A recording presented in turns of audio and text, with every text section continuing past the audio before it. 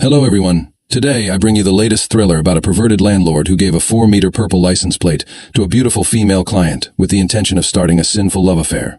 However, it instead led to a staged fire. The male owner, busy renovating the house with his wife to achieve the best price-performance ratio, chose to buy a house at a low price from the federal court. It was known that the former owner of the house was a psychopathic murderer named Logan, who had killed dozens of people in the house. When the story broke, Logan fled in his car and, in desperation, set fire to himself inside his vehicle. Since then, the property has been on the court's auction list and is now Kane's private property. Although most people have a problem with houses like this, it doesn't seem to bother Kane and his wife Joey, who have been working hard to renovate their new home. On that morning, Joichi's best friend Caroline came over for a drink. She couldn't help but praise Kane as she admired the house being painted gold. However, when she heard about the villa's history, she began urging the couple to get rid of the house as soon as possible. Kane smiled and said, "There's nothing to be afraid of. The pervert is dead, and we've got the best house for the least amount of money." Caroline disagreed with the couple, but since they had made up their minds, she couldn't say anything further. After dinner, we lounged on the sofa and watched a documentary on TV about the previous owner of the house. After the crime was solved, a film company obtained video footage of the murderer from the police, which had been left behind, and they used it to make a documentary detailing the murders. To satisfy his murderous desires, Logan would rent out rooms at a fraction of the price, and when someone moved in, a driver would take action. The men would be killed or mutilated, and the women would be kept in captivity for his pleasure. When he lost interest, the women would be killed as well. Logan murdered many people, and it wasn't until one day, when the winter creation began to take hold, that his sins were made public. Documentaries were made in the hope of revealing the truth to the world, and in many cases, these details were shared with the families of the victims. These bizarre killings were more shocking than the special effects in a horror movie, and Kane and 721 watched them with rapt attention, while Caroline frowned the entire time, fearing that someone might be spying on her from a hidden camera. Feeling uneasy, Caroline decided to take a bath to soothe herself, and Kane offered to check the water to make sure nothing left behind by the killer had leaked out. As Kane entered the basement with his flashlight, he accidentally noticed a hidden door in the wall. When he pushed it open, he found a small space with simple lighting facilities. Kane lifted a dusty book on the desk and found a computer hidden underneath. He tried to turn it on, and the screen lit up. To his surprise, a dozen surveillance screens appeared, showing the corners of the entire building, especially the private bathroom and bedroom. He realized that this was likely Logan's control room, where he used the surveillance to monitor his victims and satisfy his perverted desires. Kane wanted to tell his wife what he had discovered, but when he looked up, he saw Caroline, his wife's friend, bathing in the shower. Reason told him he should turn off the computer immediately, but he couldn't resist the temptation to peep at her. From the first moment, she couldn't take her eyes off the room, eager to see more and more thrilling scenes. Since the discovery of the secret room, Kane had been completely distracted, feeling a mix of excitement and embarrassment in front of Caroline. Despite this, she was unable to restrain the desire growing inside her like wild grass. Once rooted, it grew uncontrollably. But before she could muster the courage to say something, Caroline pointedly remarked on the situation. Just as Kane was about to speak, Caroline screamed, claiming there was someone at the window. When Kane looked back, the shadowy figure had disappeared. After this unsettling episode, Kane decided to put the idea of revealing the secret room out of her mind, and once again retreated into the little dark room. Using the surveillance camera, she watched her wife and Caroline's movements with a sense of freedom she hadn't felt during her initial peeping. She even wished the camera could be a bit more powerful and clearer.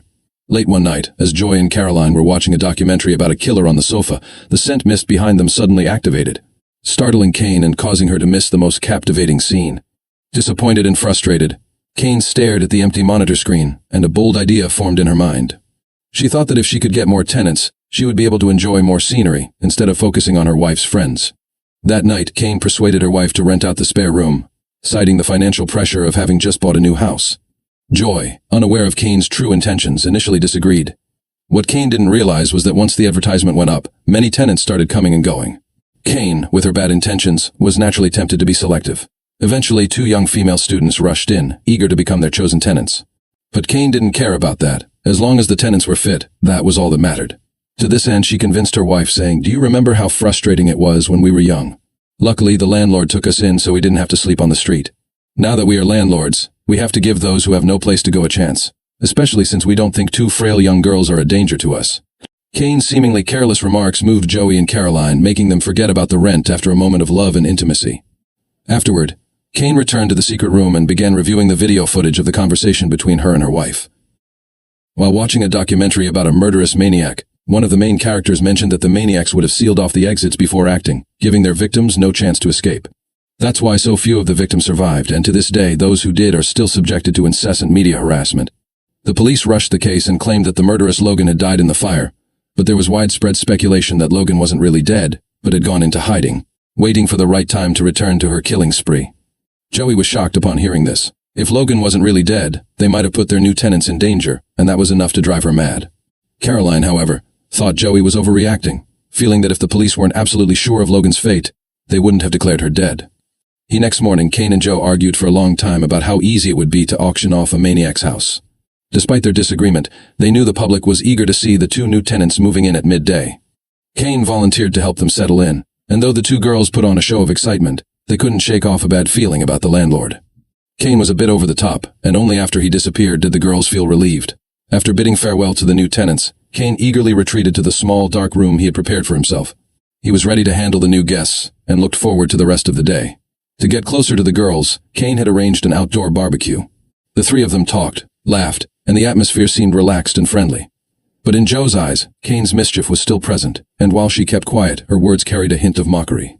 Kane had nothing to say about it. He just focused on making his wife happy. That night, Kane hid in his cottage, spying on the girls. A small spider crawled on the keypad, and in a fit of rage he smashed it to death, but the dust from the impact choked him, causing him to sneeze. Just then, Kane's grandmother, Amy, passed by the entrance of the building. She was unusually close to Kane's hiding place, making him sweat profusely with fear of being discovered. Fortunately, Amy didn't pursue him further, and he wasn't caught. After a brief period of panic, Kane gradually calmed down, but then something else caught his attention. In the corner of his view, a white van pulled up at the door. The man inside didn't get out of the car. After a few moments, the van drove away at a very slow pace, which made Kane highly suspicious and alert. Kane stood at the door, watching for passing cars. All morning, he hadn't seen the car that had been under surveillance. Kane was suspicious of a white van that had caught his eye, and his wife, Joy, was increasingly worried about the return of the maniacs. To uncover the truth, she had been researching the maniacs' recordings. Unfortunately, the information available online was a mix of truths and fabrications, leaving no clear answer about whether the maniacs had indeed returned. Learning from past experiences, Joy began using soundproofing materials to mask any noises from inside the house, ensuring that even if she or Kane made a sound, no one outside would easily detect it. Meanwhile, the surveillance screen showed two girls returning from a trip. Joy felt compelled to confront what she disliked most, men who pretended to be genuine while speaking deceitfully. This led to a tense moment when Amy, one of the girls, made a comment that irritated Kane. In a moment of frustration, Kane made a rash decision. He took off his pants and sent a picture of himself to Amy. Amy was stunned when she received the photo. She quickly composed herself and confided in her best friend, Angel, about the embarrassing situation. The two girls had a heated discussion over their phones. Kane, hiding behind the camera, observed their reactions. But to his dismay, Amy was disappointed and even disgusted by his actions. The girls decided to inform Joy about the incident, hoping that Kane would learn to control himself. Realizing his mistake, Kane hastily edited a text message, begging Amy for forgiveness and claiming that he had sent the picture by accident. He also noticed that the house no longer had working surveillance cameras outside, making it difficult to detect any potential intruders. This discovery infuriated Kane, but there was nothing he could say to his wife, who had meticulously placed 15 cameras around the house. Instead, he could only grumble in frustration. The next morning, as the two girls were leaving with their luggage, Kane greeted them with his usual cordiality. However, they responded coldly, still upset about the previous day's incident. Just as Kane was about to retreat, a familiar van sped past the house, but it was only for a fleeting moment. The sight struck Kane like a thunderbolt, leaving him feeling helpless. Kane and Joy had a disagreement about what to do with the camera. Joy wanted to call the police to investigate, while Kane, fearing that his secrets might be exposed, urged his wife to oppose this idea.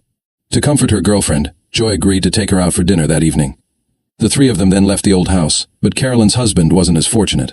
He intended to ask his wife for a confession, but instead encountered the maniac, Lubin. Joy's suspicions turned out to be correct. The maniac was not only still alive, but had been hiding in the shadows, observing their every move. He found nothing in the house. Fueled by anger, he saw a green aurora shining in the room, mistaking it for a prank. Following the light, he encountered the maniac and knocked him to the ground. After dinner, Kane returned home and quietly crept into the secret room while her wife slept to review the footage. This time, what she saw shocked her. Not only did she see that Carolyn's husband had been brutally murdered, but she also saw the maniac's face clearly and witnessed the maniac being killed. In her shock, Kane accidentally rubbed off the back of a perfumed spray, which revealed another hidden camera. Every day, the maniac parked his car at a short distance away and used this camera to keep an eye on Kane, who thought she had the situation under control.